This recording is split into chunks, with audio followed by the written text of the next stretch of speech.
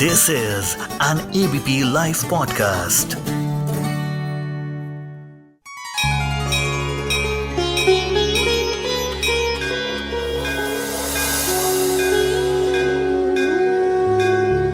आप सुन रहे हैं रामायणा डायरीज।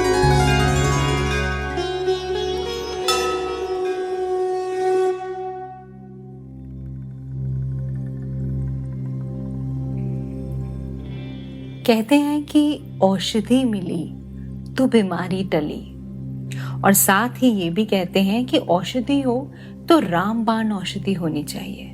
और रामबाण औषधि क्या होती है? Which can cure the disease completely. और आज कोविड-19 के पैंडेमिक के इस टाइम में भी इसी की ही खोज जारी है। लेकिन रामचरितमानस में ऐसा क्या हुआ था कि भाई लक्ष्मण के लिए सही औषधि मिल पाना इतना मुश्किल हो रहा था, और फिर कैसे उन्हें रामबाण औषधि मिली। नमस्कार, मैं हूं सोनल और आप सुन रहे हैं रामायणा डायरीज।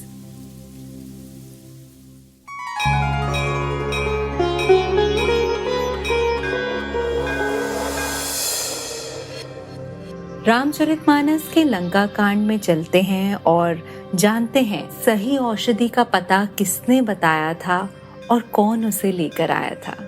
ये औषधि चाहिए थी जब लक्ष्मण जी मूर्छित हो गए थे और किसी भी चीज से वो ठीक नहीं हो पा रहे थे। तो कवि तुलसीदास कहते हैं कि जामवंत कह बेद सुषेना, लंका रही को पठई लेना, धरी लघु रूप गयो हनुमंता, आनयु भवन समेत तुरंता। जामवंत ने कहा कि लंका में सुषैन वैद्य रहता है, उसे लाने के लिए किसको भेजा जाए?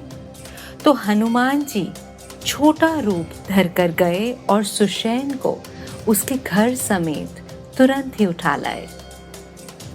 तो जामवंत ने उस वैद्य के बारे में बताया था जिसे पता लगाने के लिए राम जी ने हनुमान जी को भेजा था।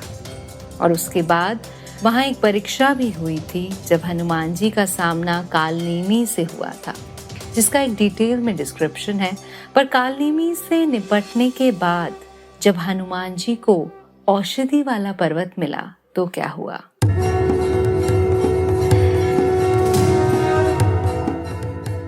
तुलसीदास जी कहते हैं, देखा सैल न औषध जीना, सहसा कपि उपारि गिरि लीना, गही गिरी निसी नभ धावक भयो, अवधपुरी ऊपर कपि गयो। उन्होंने पर्वत को देखा पर औषध ना पहचान सके, क्योंकि Hanuman ji was not a doctor, उनका कोई मेडिकल बैकग्राउंड नहीं था और उनको औषधि के बारे में कोई इंफॉर्मेशन नहीं थी। लेकिन हनुमान जी ने क्या किया? उन्होंने एकदम से पूरे के पूरे पर्वत को ही उखाड़ लिया और पर्वत लेके हनुमान जी रात ही में आकाश मार्ग से दौड़ चले और अयोध्यापुरी के ऊपर पहुंच गए।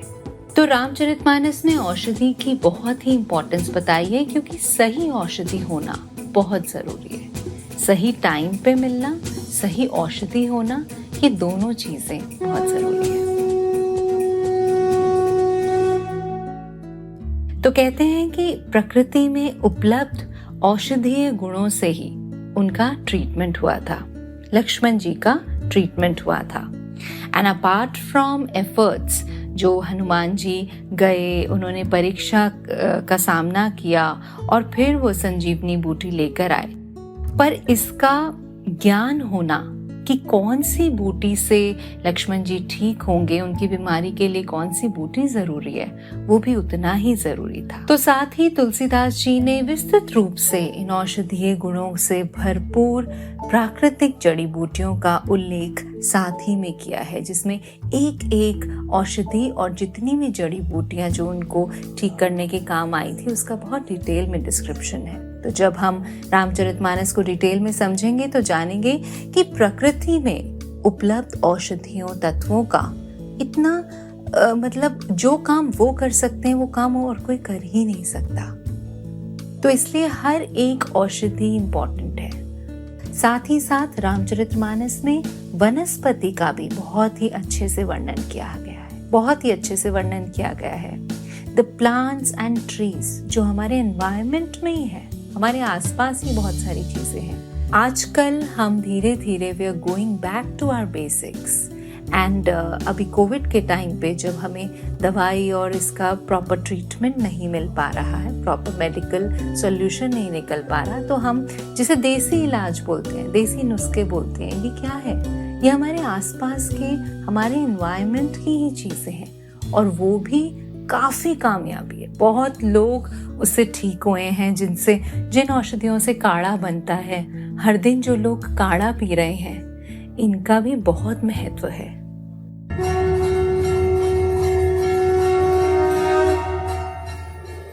औषधि की बात कर रहे हैं तो रामचरितमानस में दूसरा एक बहुत ही महत्वपूर्ण सीन जो एक एपिसोड आता है जिसमें हमारी पुरातन चिकित्सा प्रणाली बताई गई है कि पहले के टाइम पे कैसे होता था और कैसे सही औषधि का मिल पाना सही टाइम पे कितना ज़रूरी होता था। तो कहते हैं कि सती अहिल्या को भगवान श्री राम द्वारा मूर्छित अवस्था में चरण धूलि द्वारा जीवित अवस्था में लाते हैं। कई लोग कहते हैं कि ये भी माना जाता है कि वो एक चमत्कार था राम जी के द्वारा, लेकिन इसका वास्तविक में क्या हुआ था? तुलसीदास जी कहते हैं कि जे पद परसी तरी ऋषि नारी दंडक कानन पावनकारी। जे पद परसी तरी ऋषि नारी दंडक कानन पावनकारी, यानी वास्तव में ये भगवान राम के किसी चमत्कार का परिणाम नहीं था जब अहिल्या को जीवित किया गया था, बल्कि इससे पूर्व जब भगवान राम गुरु विश्वामित्र से, यानी जब बचपन में वो विद्या ग्रहण कर रहे थे, तो गुरु विश्वामित्र ने उन्हें कुछ औषधियों से विभूषित किया था। So that was part of his curriculum, जो कि बिना भोजन तथा जल के शरीर को स्वस्थ रख सकते थे, और वो उनको काम आई जब उन्होंने अहिल्या को ठीक किया। तो रामचरितमानस में ऐसे कुछ एपिसोड्स हैं जिससे ये ज्ञात होता है कि right information about the perfect medicine is very very important. पर साथ ही तुलसीदास जी ये भी कहते हैं कि हरि भजन एवं भक्ति ज्ञान और विज्ञान से भी श्रेष्ठ है, और इसका संकेत रामचरितमानस में स्पष्ट रूप से दिखता है, यानी पूर्ण समर्पण युक्त भक्ति भाव किसी चमत्कारी औषधि या ज्ञान विज्ञान से कम नहीं है। इस बात पे अगर आप गौर करेंगे तो काफी डीप है, लेकिन बहुत जरूरी भी है।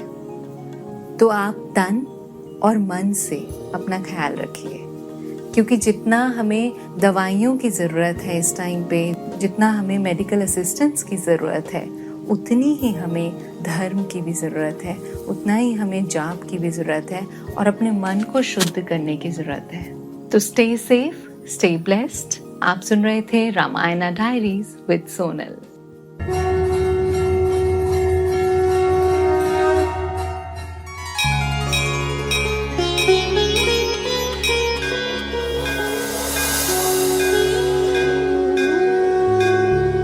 आप सुन रहे हैं रामायणा डायरीज।